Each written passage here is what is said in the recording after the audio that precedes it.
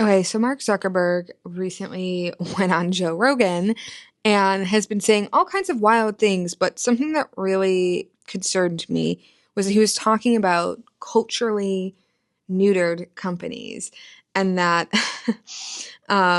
companies have sought to distance themselves from masculine energy. I'm reading from my phone from Bloomberg, but he also added that it's good if a culture celebrates the aggression a bit more. Masculine energy, I think, is good. And obviously, society has plenty of that. But I think the corporate culture was really trying to get away from that. And I, I'm not going to lie, okay, right off the bat, ew.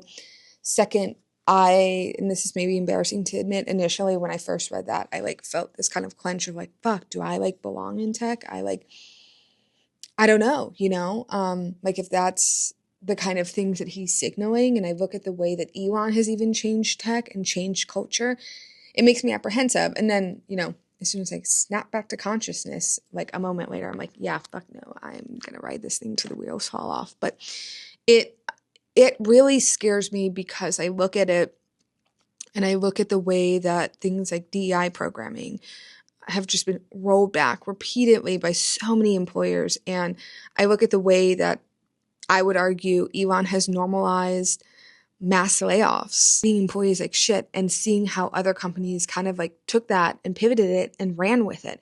And whether I like it or not, or I agree with it or not, people like Elon and Mark Zuckerberg still have influence in tech spaces.